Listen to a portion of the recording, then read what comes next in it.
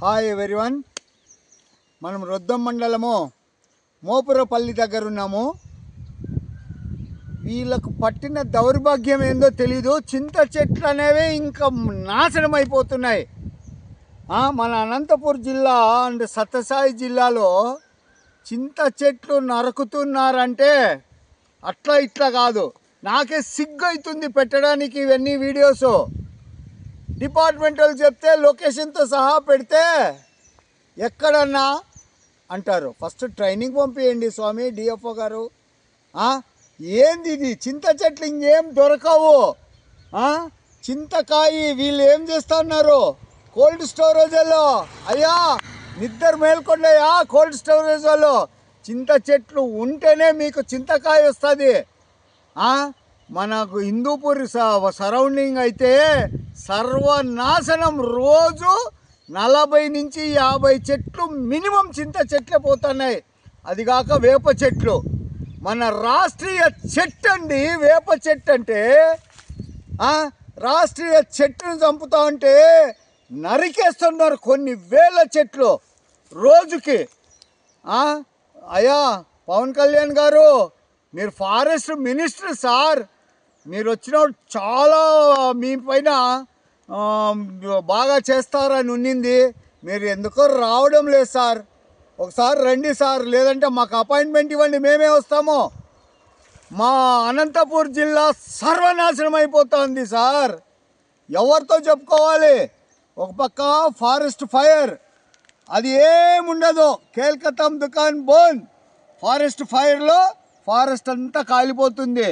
ఇంకొక 15-20 ఏళ్ళు అడవులు ఉండవు, జనరేషన్ ఉండదు. న్యూ జనరేషన్ చెట్లన్నీ కాలిపోతున్నాయి ప్రతి సంవత్సరము. ఏం చేయాలా? పవన్ కళ్యాణ్ గారు రండి స్వామి. మీ అభిమానులు ఎక్కడ చూసినా ఉన్నారు మాకు. ఈ ఏరియాలో అంతా వాళ్ళే మాకు ఇన్ఫర్మేషన్స్ ఇస్తారు. పవన్ కళ్యాణ్ గారు రండి సార్, ఒకసారి పర్యావరణం చూడండి సార్. మీరు ఇలా సర్వనాశనం అయిపోతున్నాయే, ఏం చేయాలి? నెక్స్ట్ జనరేషన్కి తినడానికి చింతపండు ఉండదు, ఇంపోర్ట్ చేసుకోవాలా మనము. అనంతపూర్ జిల్లాలో మాత్రం దారుణం. చింత చెట్లు మాయమైపోతున్నాయి. కోల్డ్ స్టోరేజ్ వాళ్ళు హిందూపూర్లో మీకు రాదండి. ఇంకొక 5 ఏళ్ళలో వేరే బిజినెస్ చూసుకోండి. కోల్డ్ స్టోరేజ్లో ఎట్లా బెల్లం వెళ్ళిపోయినో, మిరపకాయలు ఎట్లా వెళ్ళిపోయినో, చింతపండు కూడా వెళ్ళిపోతుందండి. ఏం చేయాలనుకున్నారు చూడండి. నేను ఊరికే చెప్పడంలే, కడుపు మంటతో చెప్తున్నాను సార్. ప్రతి ఒక్కరూ అర్థం చేసుకోండి. దీనిని ఏముండవు. కేల్కతం దుకాన్ బోన్ చింత చెట్లే కొడుతున్నారు. మొత్తం తమిళనాడుకి తరలిస్తున్నారు సార్. ఒక్క దానికి కూడా పర్మిట్ అనేది ఉండదు. మొత్తం పోతాయి. తమిళనాడుకి తరలిస్తే కరూరు జిల్లా నుంచి తమిళనాడుకి పోతున్నాయి, కర్ణాటకకు పోతాయి. ఇక్కడ కర్ణాటక పావుగూడ నియర్ బై. ఈ నుంచి ఇట్లా వెళ్ళిపోతే వాళ్ళకి ఏదో అంతో ఇంతో చూసుకుంటారు. ఎవరైనా వస్తే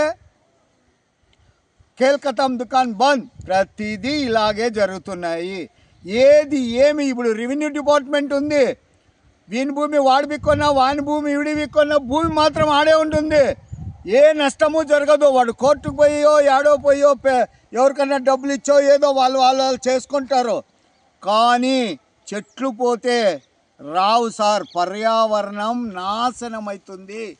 నేను నిజంగా చెప్తున్నా. ఈరోజు ఎలా ఇలా అయితే ఇప్పుడు అడవులు కాలిపోతాయి, ఇక్కడ మొత్తం చెట్లు పోతాయి.